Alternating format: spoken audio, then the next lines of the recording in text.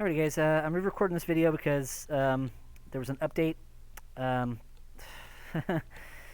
Sometimes the OneDrive stuff likes to do that, and it totally updated to the weird functioning OSB. So it recorded all the audio for the video, but not the video. So I'm going to do a short version, a quick version of this video lecture to show you kind of the basic tools that we're going over here. So remember, this is really just kind of about, kind of grabbing these edges and trying to continue this edge flow stuff, right?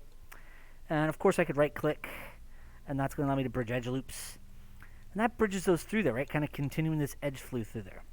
Now, in this case, though, I've got this gap, and I really feel like I need one more edge loop in here because that stretches too much. So Alt-C for loop cut, and that could allow me to put an extra edge loop in there, right? And then, of course, we go to vertex mode, 1 for vertex. And I can click on that vertex, and then shift-click on this other one, right? That's going to be the last selected. That way, when I right-click, right, it brings up vertex context menu.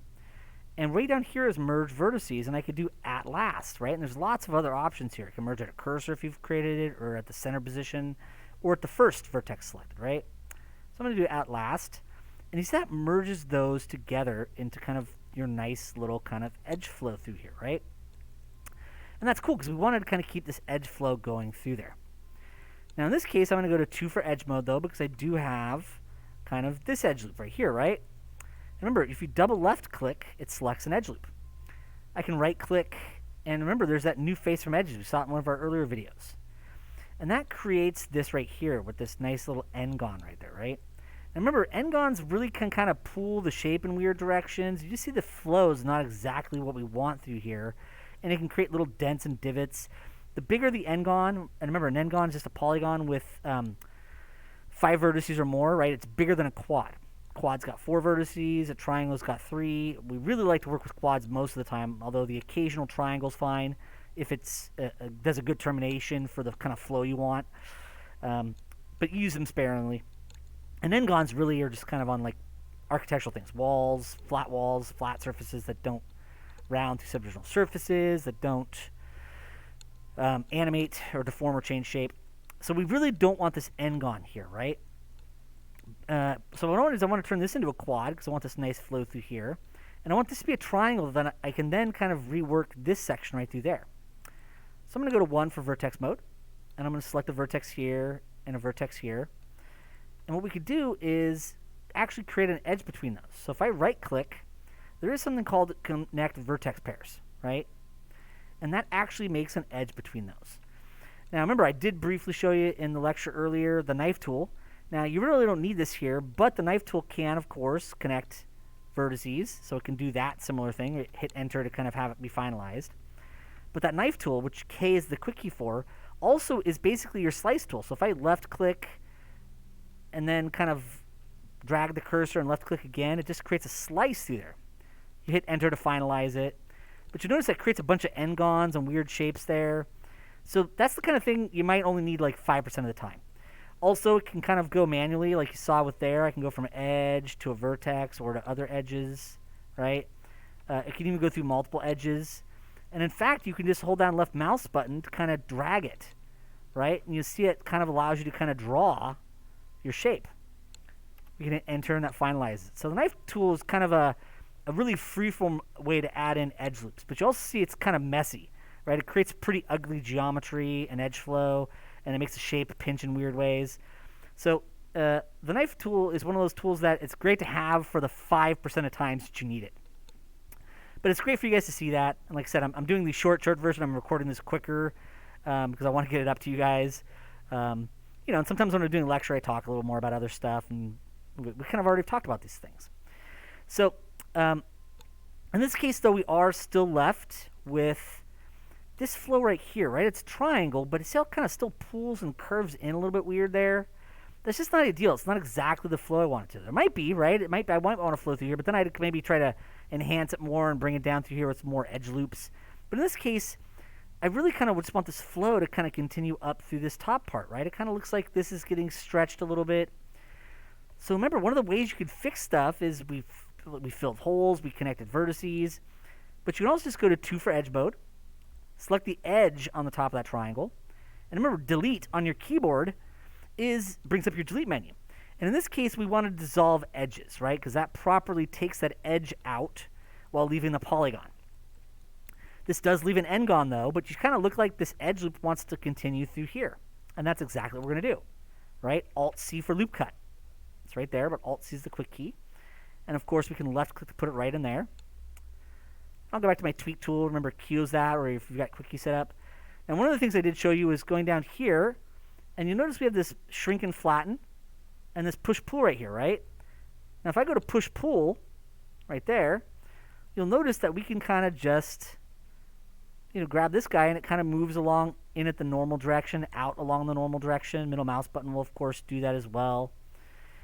And it works pretty well. I found it's generally a pretty good tool set there. Although if you go to push-pull here, you can kind of see that, it's got some extra options, shrink and flatten do. They're very, very similar tools, though. So kind of up to you on which one you're using and which one you want to switch to.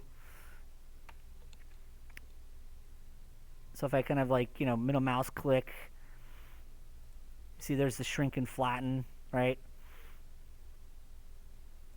You can do offset even, but that kind of just does something a little bit different. So I like the push-pull feature, but it moves things out along the normal direction. In this case, I feel like it wasn't doing exactly what I wanted. I wanted to kind of bring it up a little bit.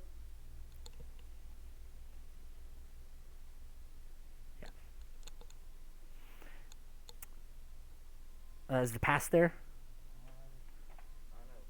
Vlad, I think Vlad might still have the pass. Okay, good. So remember, there's a push-pull that moves along normal direction. Remember, normal direction is just kind of the way it's looking, right? The way the edges or vertices or polygons are pointed. Usually works great. In this case, I think because of the nature of the shape there, it's kind of pushing a little weird. But that does give you that kind of move along normal direction feature. But this extra loop cut just kind of allows us to not stretch as much. We can do a little more shaping to that area, right? So it just gives us that nice little extra bit there. And it allows me to talk to you guys a little bit about the push tool. And we'll talk about that more as we go on as well. And then, of course, we go 1 for vertex. And I can select this vertex and that one. Right-click to do that, connect vertex pairs. And boom. You see how now these are all quads, right? Instead of triangles as quads. You see how the shape doesn't pull in weird anymore? It just kind of does this nice continued flow up through here. So sometimes you might temporarily just kind of build and then go on and then start to build it into a quad or triangle. And then you can easily take one of those edges on a triangle, delete it, and see if you can put a loop cut in elsewhere that you would need that would give you a better edge flow. So sometimes you will just stop with the triangle or maybe even leave an n-gon as you're working just to kind of figure out where you want to put stuff at, or to kind of look at the mesh and go, hey, I could use an edge loop through here.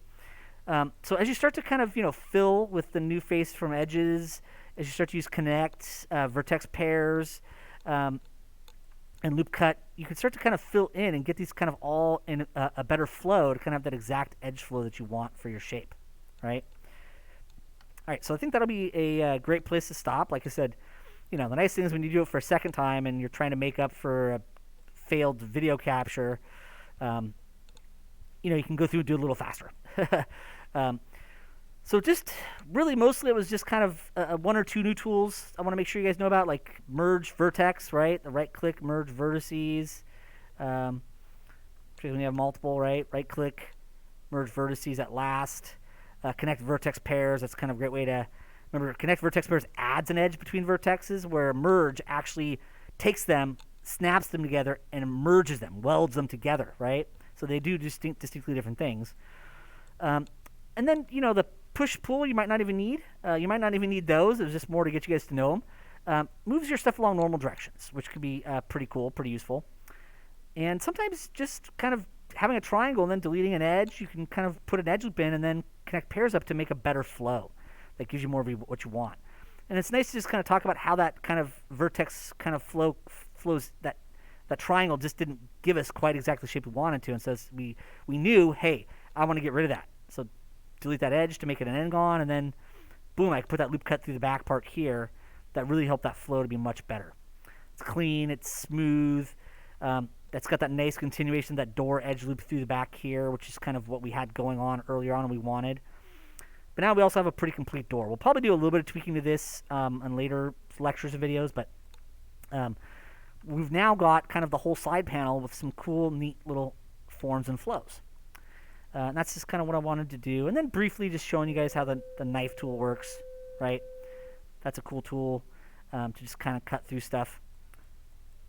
Guys, it's not 10:10 yet, so don't get ready to go. The bell was early. So cool. I just wanted to make sure to get that, recapture that video for you guys so I could get it up. All right, guys.